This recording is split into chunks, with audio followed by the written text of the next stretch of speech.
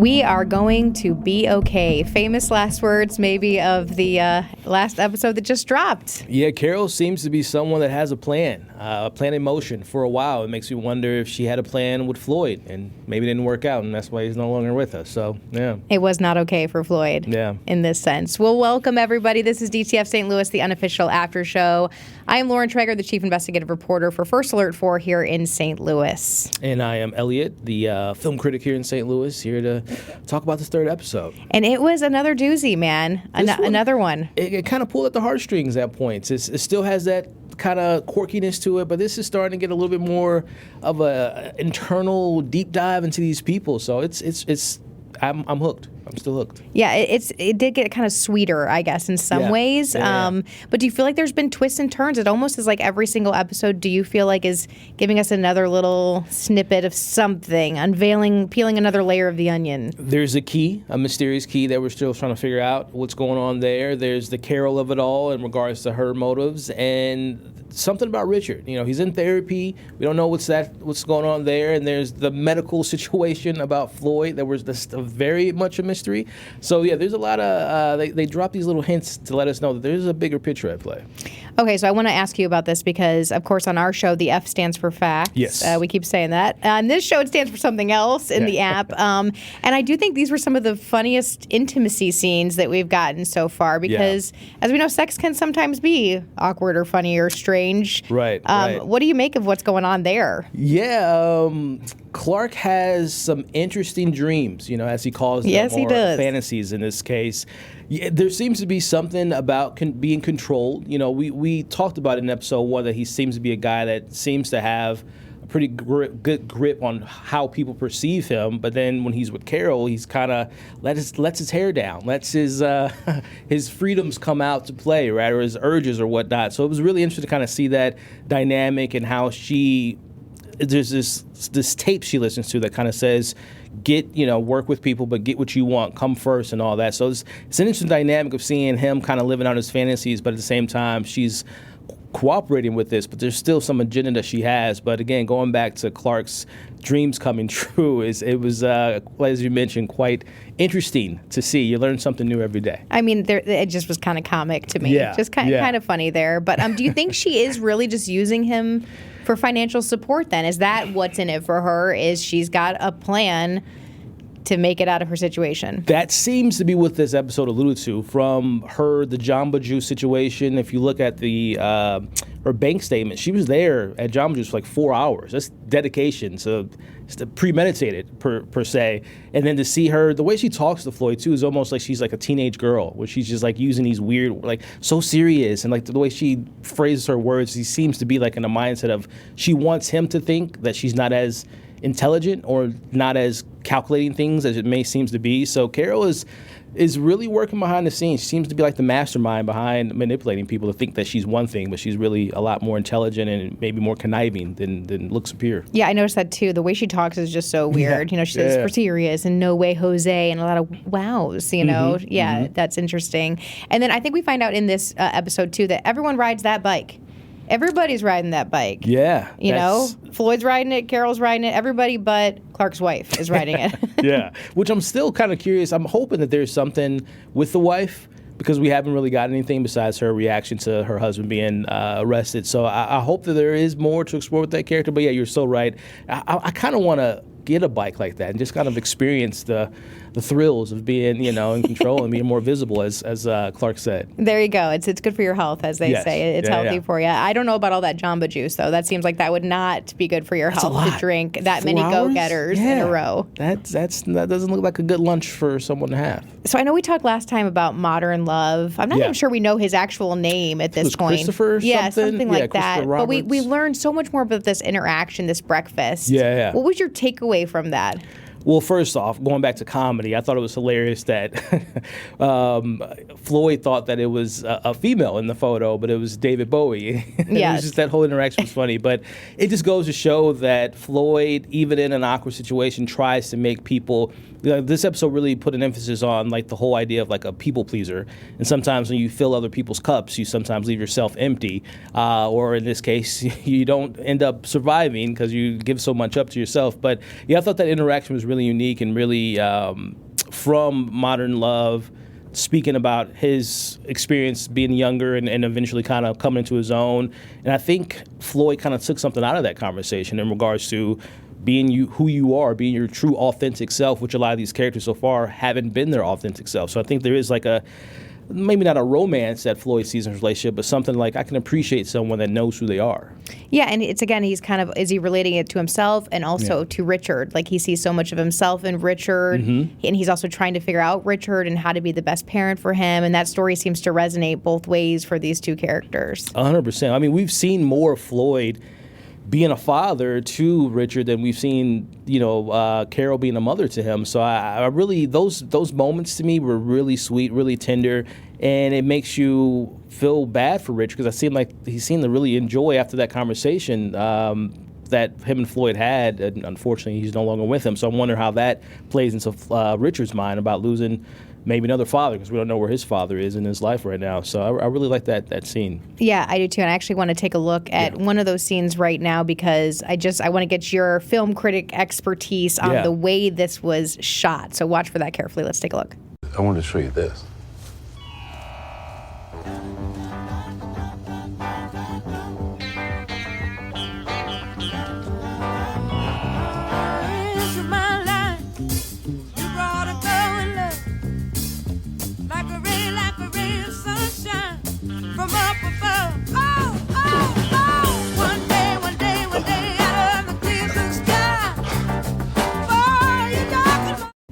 All right, so this just really struck me. I watched it a couple times because I was just like, I always want to see, I like how people put together the art, you know? So when you see this, how did they shoot that? Movie magic. It's all magic. No, I think it's just a really quick, concise edit that we just didn't catch. It's so quick and that a human eye couldn't pick it up. So I think as he was walking closer and closer to the bench, they probably made the cut and put the actual person. Or again, we talked off camera.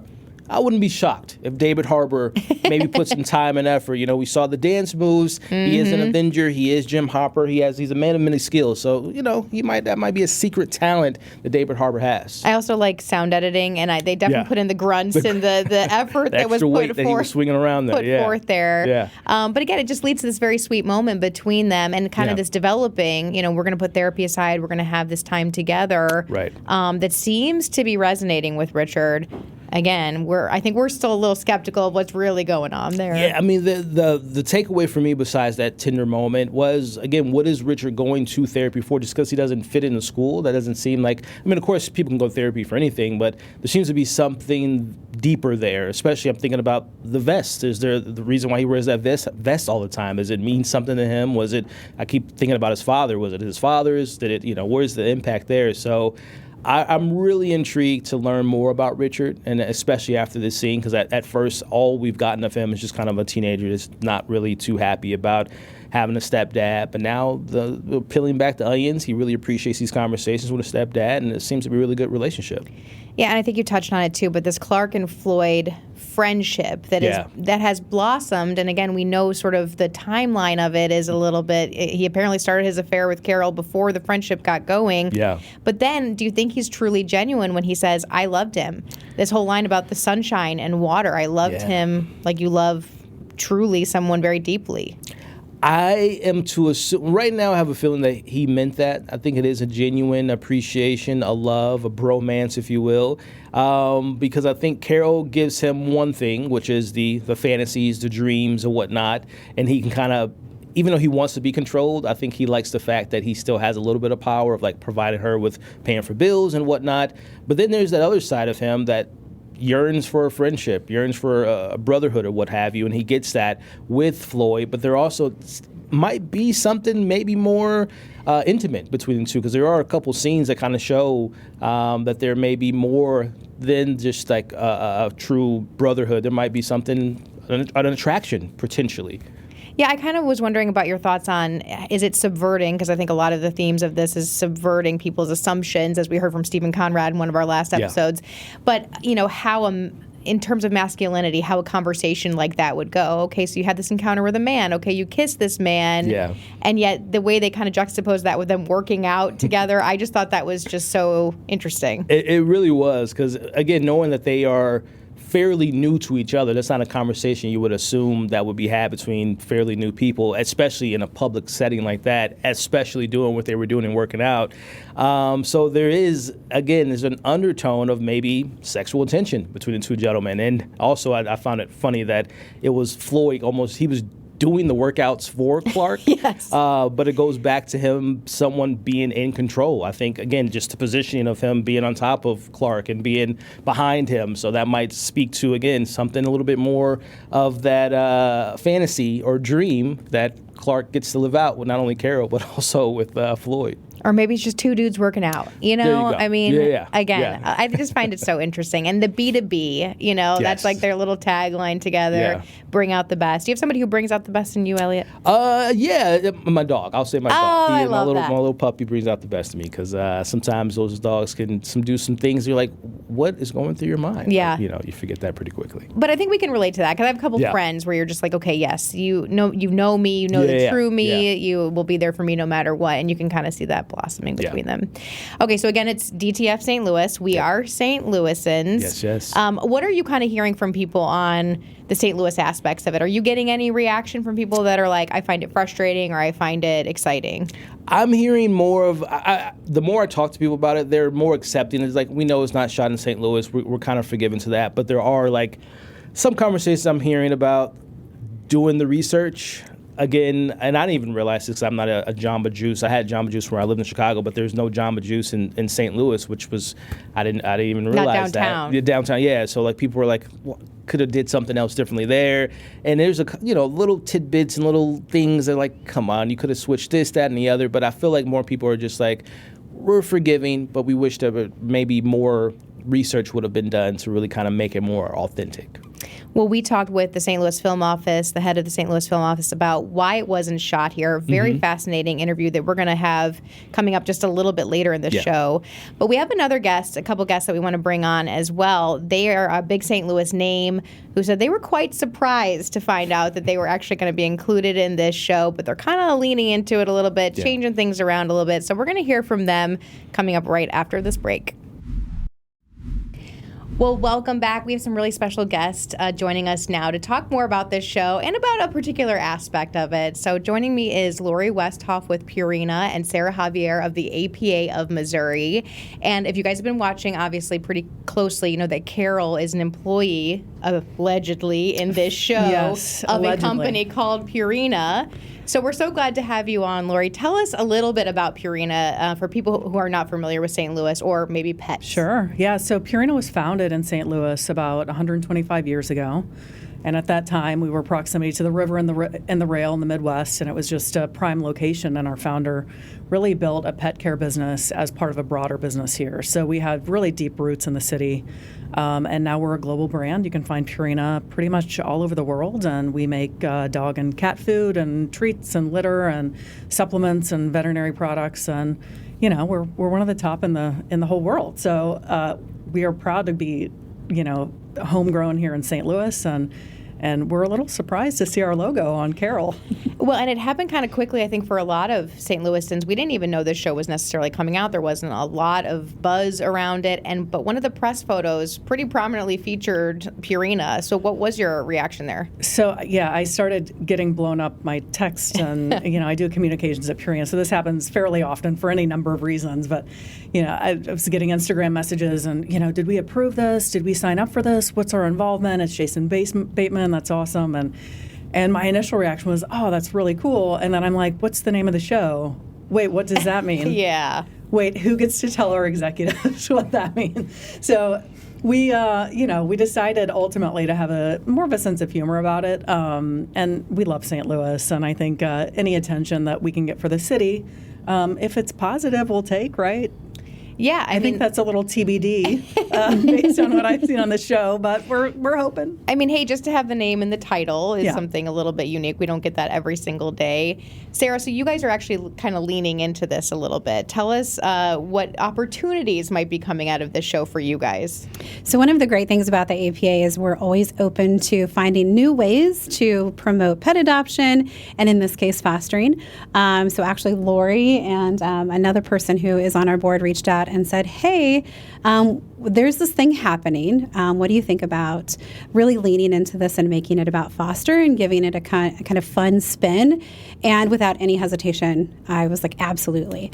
And we've done other fun kinds of campaigns like this to promote adoption, promote fostering, and our staff have really received it well, too.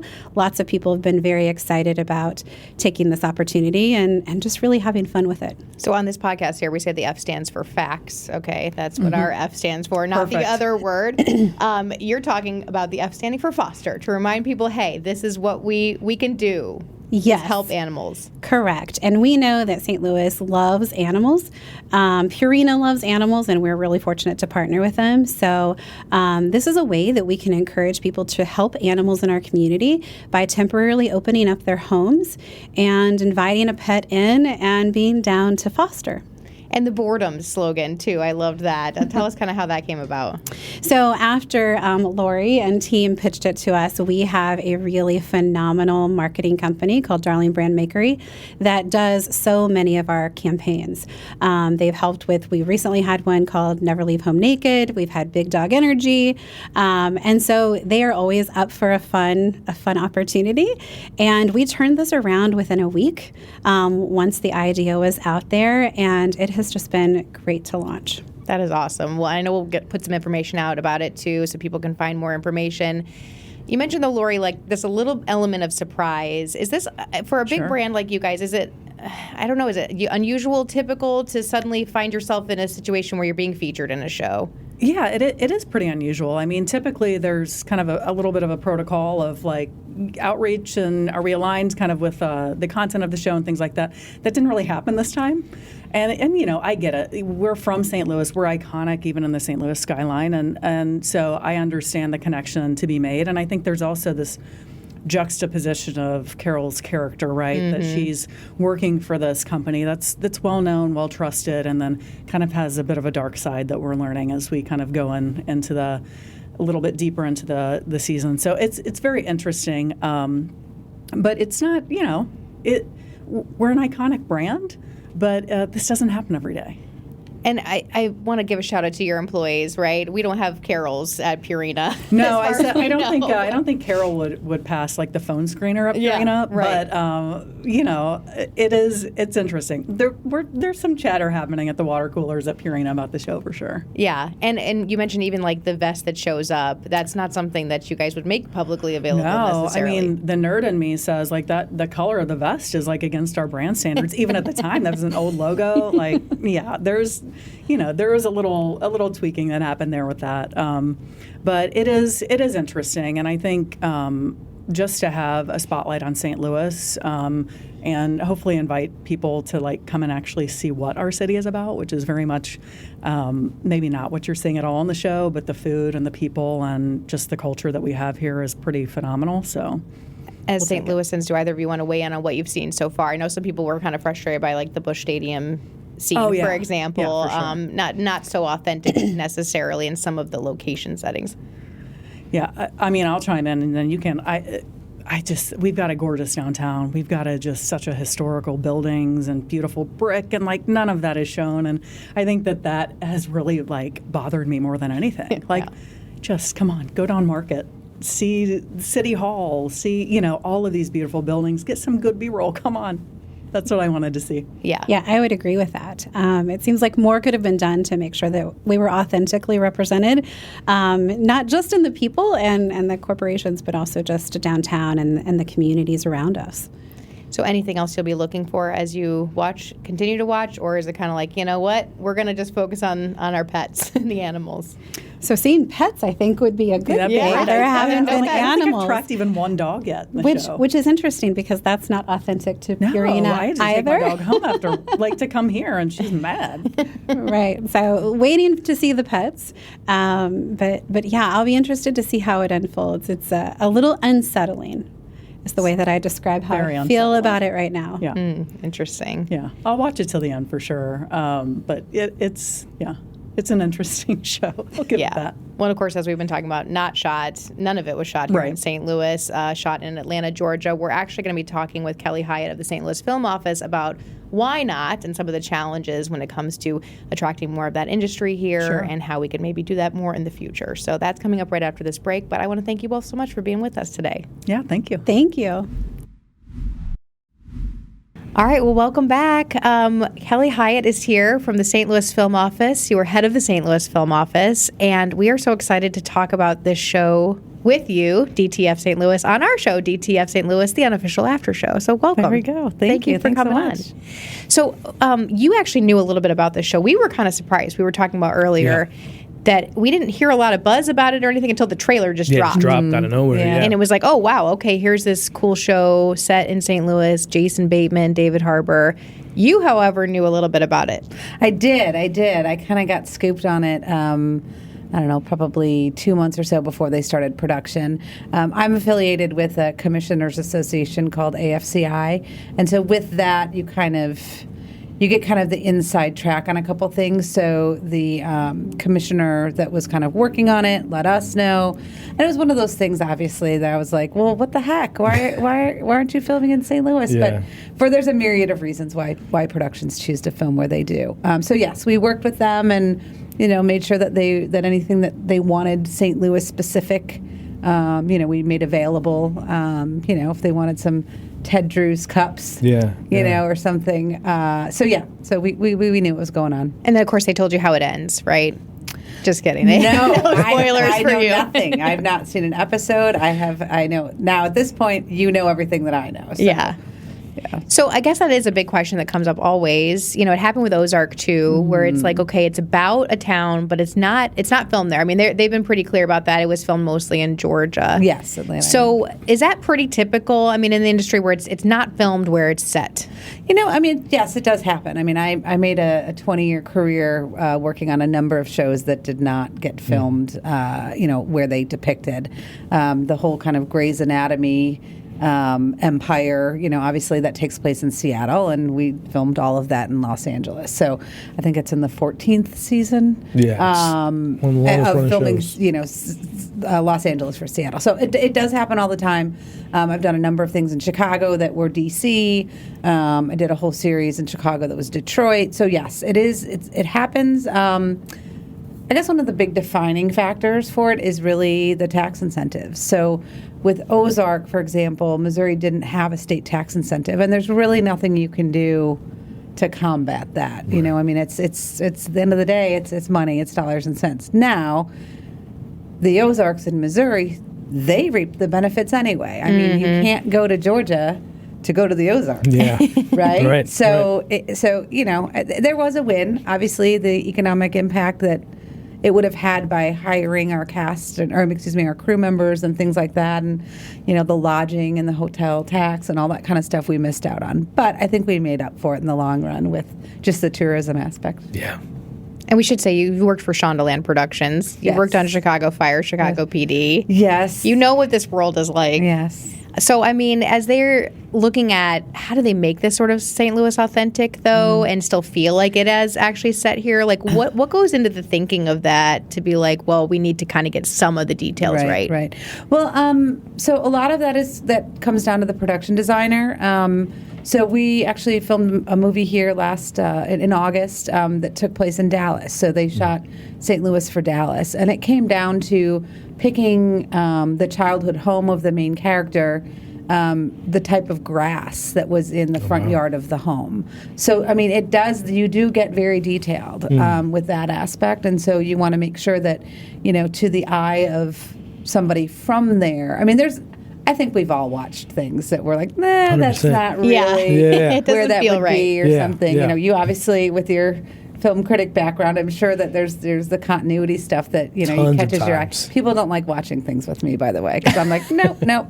I'm an accent guy. I sometimes pick up on accent. Like, that's gotcha. not a good. I'm not from New York, but I know a lot of people from New York. Like, it's not an authentic New York accent, or Right, Boston or accent, so- overplayed or something. Yeah, there's it just drives me crazy. But originally from Chicago, so Ferris Bueller.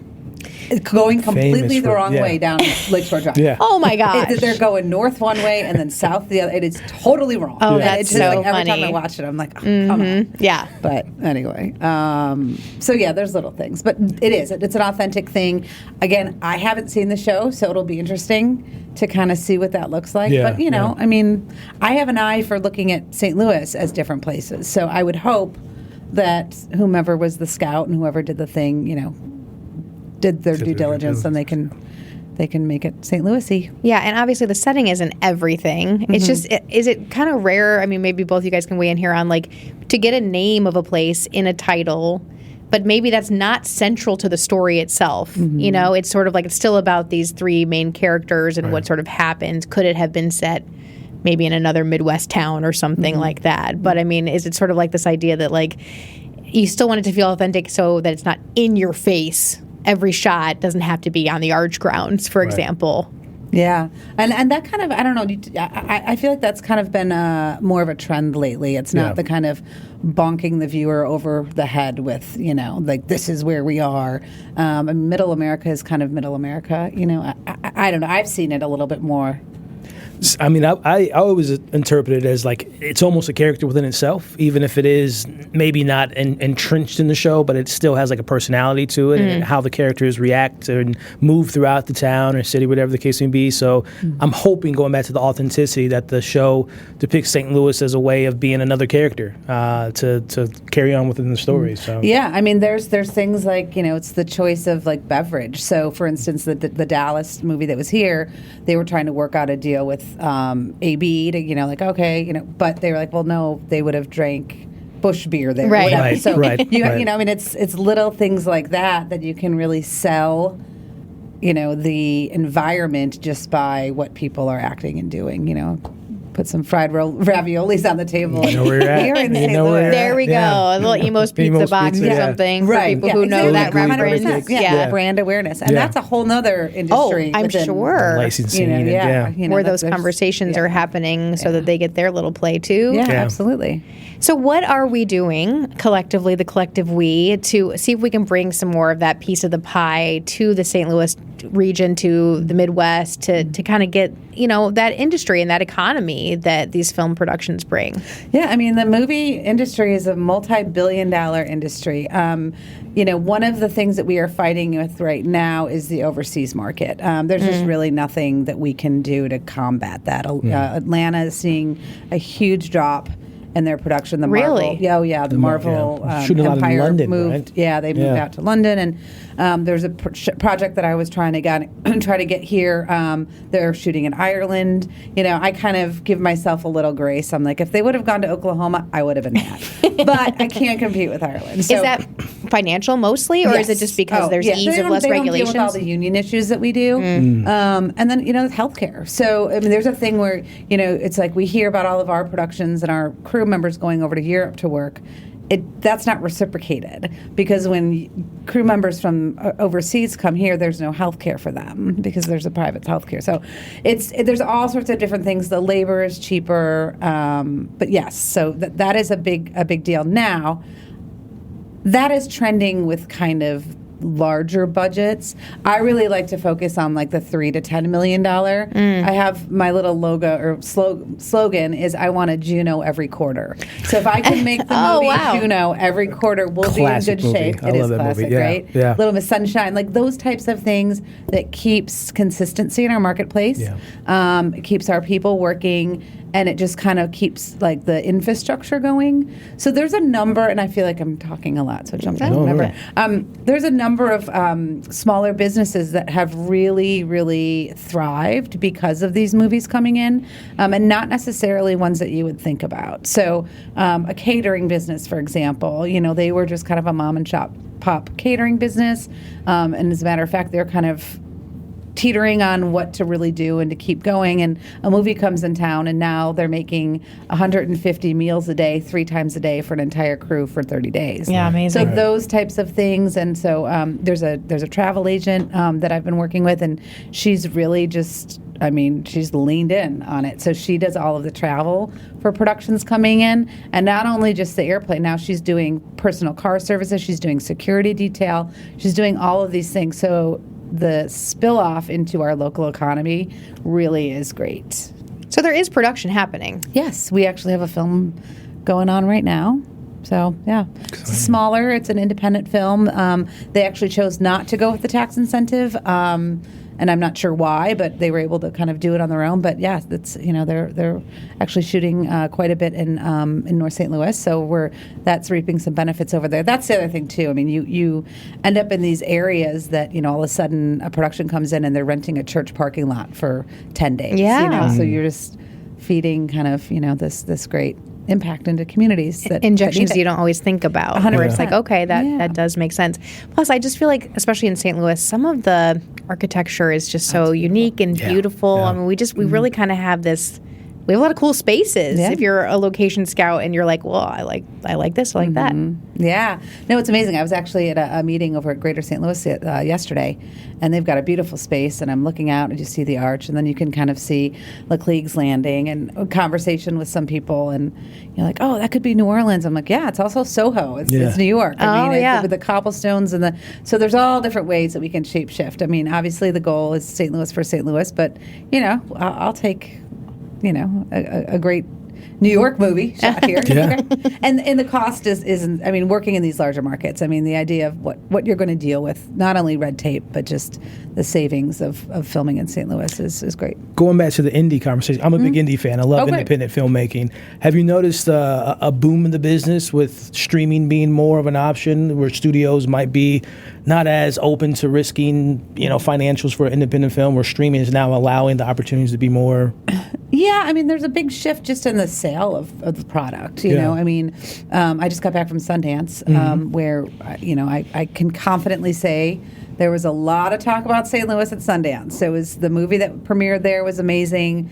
We had a great presence. We had some sponsoring opportunities that really put us out in front of the market. So it was a buzz. It was really, really incredible. And actually, that movie is going out to South by Southwest. So nice. And that movie is? It's called Chasing Summer. Yay! Yeah, and that movie in particular is a perfect example of the tax incentive being put in place. So,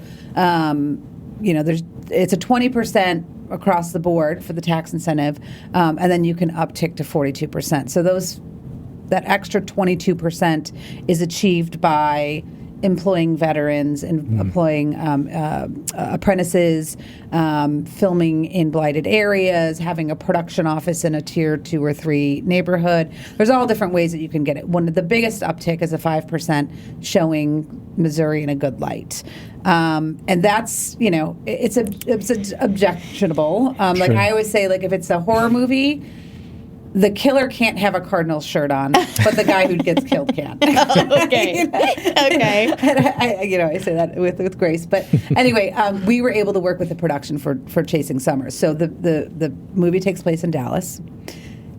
The main character is going through some life struggles, finds herself living back at home, and it's a rom-com. It's very cute. Yeah. But at the end of the movie, the big kind of reveal was that this main character gets her life together, and she goes and she gets this big, amazing new job in Washington, D.C., where now she's elevated to her best self. We worked with them, and I said, well, there's an extra 5% if we can get Missouri incorporated in the story. So they shifted the entire end of the story where she gets her big, beautiful, awesome job at Washington University, and she is shown then in a very beautiful St. Louis. So those types of things are just, that's an infusion. Yeah, for sure. Something like that, and then you have Soul on Fire that really just did an amazing job. So that was like a SLU situation, SLU was brought into the mix. So there's just kind of little ways that you can work around, and and it kind of comes full circle to this show because it's there's interesting topics discussed here, adult themes. There is a homicide or some kind of death that happens that we'll learn more about. Is any news good news, though? Any good press still worth it, to say at least it's drawing some awareness to St. Louis, even if maybe the characters are not, the best role models, perhaps? I mean, I think so. I mean, I don't see anything wrong with it. I mean, there's... you've got Breaking Bad or something. I mean, everyone. What was that? Was that New Mexico, right? Yep. Yeah. Yep. So I mean, is everyone in New Mexico meth heads? Right. No. But it was just kind of a cool, fun thing, and it made you kind of more aware of what that topography of that environment looks like. So I mean, what do you think? I mean, so to that point of Breaking Bad, Vince Gilligan, all of his, he has a new show called Pluribus. He made sure that he took all of his team and brought everyone back to work there because he had such a great experience with New Mexico. So you would hope that, when you do work with the town and you have the town being an integral part of the story, that it brings eyes to that town and brings more productions to it. So I'm hoping that's the case with this show. Yeah, even if it's not shot here. Yeah, that's a great point. I always say, movie sets, it's just like maybe a step above the circus with as far as the way that it works and the camaraderie and things like that. I mean, it is. It's just a bunch of creatives thrown together that are, doing what they love to do. And so that's actually a really great point, is that, producers and directors, they get into rhythm and they like to film in the same places because they know the people, they know what they're experiencing. And I have to tell you, every single director and that have come to St. Louis, they all have been blown away, not only by our talent, but just the experience in St. Louis as a whole. Yeah. Some people had never even been to St. Louis, and they're like, holy cow, this is like a hidden gem, the music and the food and all those things. So I've just had it's really nice to hear. And of course, we would welcome Jason Bateman, David Harbour anytime they want to come in and check us out and bring the next production here. Yes, I know. I got a bone to pick with Jason, though. This is the second one. I mean, that's really, the thing. I mean, he owes us at this point, right? We were wondering, is he kind of just so interested in Missouri? Does he want to just come move here for a little bit? I mean, if he wants to just come and hang out with me for a week, I'm happy to show him around. Absolutely. I mean, anytime. He can certainly come on this show, too. We can just come chat about it. Yeah, okay. 100%. We'll make sure that we know he knows he's invited. All right. Well, I appreciate that. Great insights. Thank you so much for all you're doing. Any final thoughts? I think coming from Chicago and kind of seeing how that community evolved with Dick Wolf coming in town and then Lee Daniels coming in town. I mean, I've seen it happen, and I can feel that the energy and the buzz is here, and I think it's across the board. It's not just in the film and television world. There are just some really great things happening downtown in the community. People are starting to come together. People are starting to talk. Some of the agencies are starting to work together to really kind of get this place booming again. And there's the old phrase of let's just turn the lights on and do it. And I see lights turning on. So I'm really excited for what people are investing in and what they're doing just for St. Louis as a whole. And lastly, is it funding? Would you want to tell the powers that be anything if you had the platform to say, hey, come on, give us some more?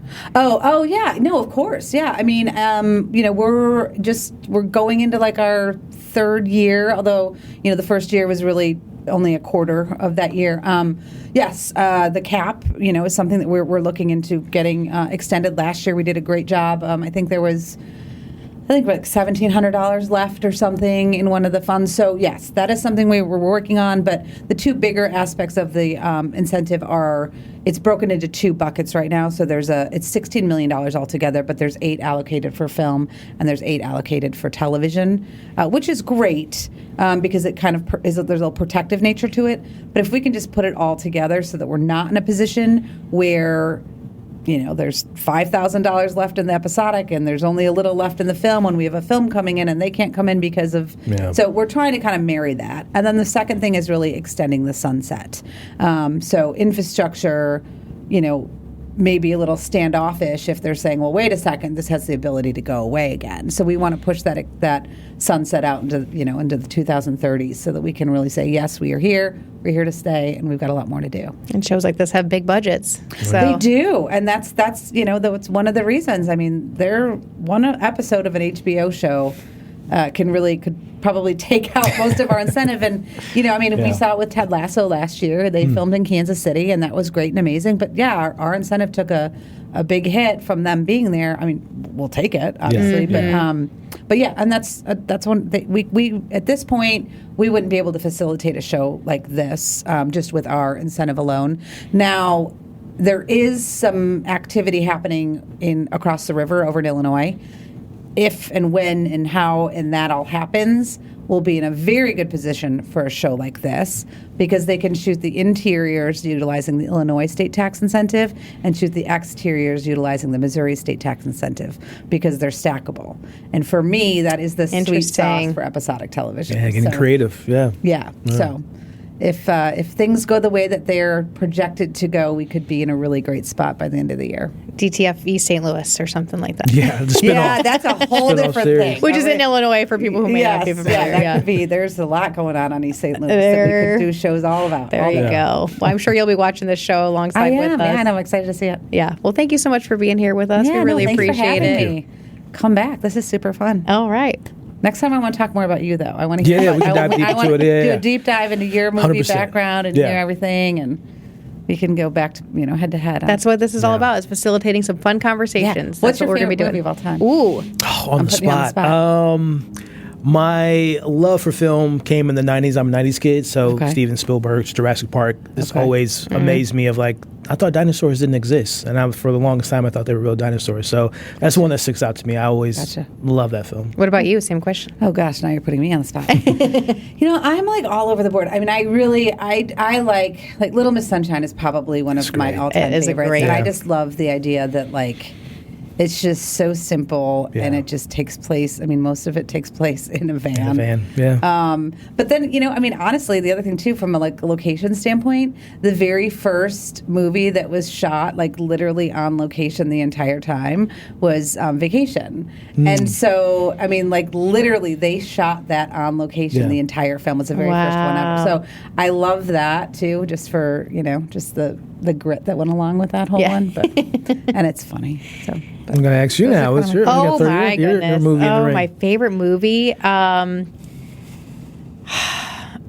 Probably just because, again, nostalgia for me is The Princess Bride. I don't know why, but classic. I can quote. That's probably the most quotable movie for me, and I've watched it maybe 1,000 times. I don't know. Yeah, that is a good one. R.I.P. Rob Reiner. Oh yeah. Well, thank you again, Kelly Hyatt, St. Louis good Film to see you. Office. What a great conversation! And please, we encourage you to tune in as well to the unofficial after show here at DTF St. Louis, the unofficial after show. Absolutely love it. All right.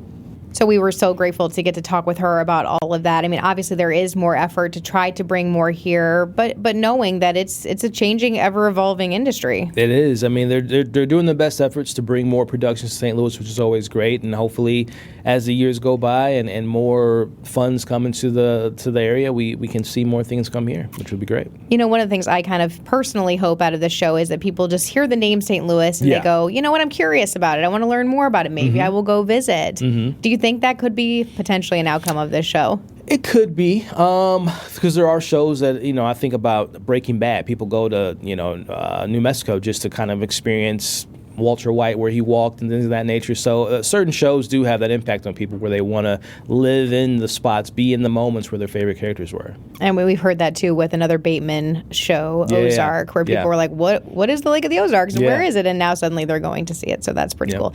Anything you're kind of hoping for the next episode as this kind of journey keeps rolling here? Yeah, so I'm hoping to get more of... We've seen a lot of Floyd, but I want to spend a little bit more time with him in regards to his mindset and kind of what motivates him. Is there things that he gets in life that brings him joy besides, helping to fill in other people's cups? And I want to hopefully learn more about getting closer and closer to understanding the relationship between Floyd and Clark. Was it more intimate than what we've seen so far? So everything so far is pointing towards just diving deep into these characters, learning more about them. What's the key that we learned about at the end of the episode? The motives of Carol, as we talked about up top. I'll do anything for our family. Like, what does that mean? So what extent are you willing to do or willing to go to make sure your son and yourself are taken care of financially? And then one other thing that was kind of hinted at the end was Clark seemed to be paying for his bills, and I don't know if the show alluded to the drug that was found in his system was under Clark's name, but they could get that for Floyd and pay for him. So it was actually Floyd's drug, but it was under Clark's name. So I'm really intrigued to kind of learn more about that we found out at the end of the episode. Yeah, and we see Floyd there doing his push-ups and drinking the Bloody Mary before we hear this very loud, ominous knock on the door. Yeah, so and I'm we like, think that that's Clark, but it could be someone else because they made sure everybody's not to show riding his that face. bike, Everyone, yeah. Everybody's been riding that bike. So we don't know, but we are heading towards the halfway point of this whole show already, a limited going by series. fast, So we are here together. We're with each other all the way. Yep. If you have anything you want to weigh in with us, obviously, please do. We have an email. You can email us. It's dtfstl@firstalert4.com. And, of course, you can always hit Elliott up on your socials. Yep. Give a shout out. YouTube, TikTok, Instagram, Letterboxd, all the places where film and television are discussed. You can find me there. All right. And I'm on TikTok, Instagram, all the others, too. Pretty easy to find. We'll put that up on the screen for you to find us. But join the conversation. We'd love to hear from you. And we'll see you next time for DTF St. Louis, the unofficial after show.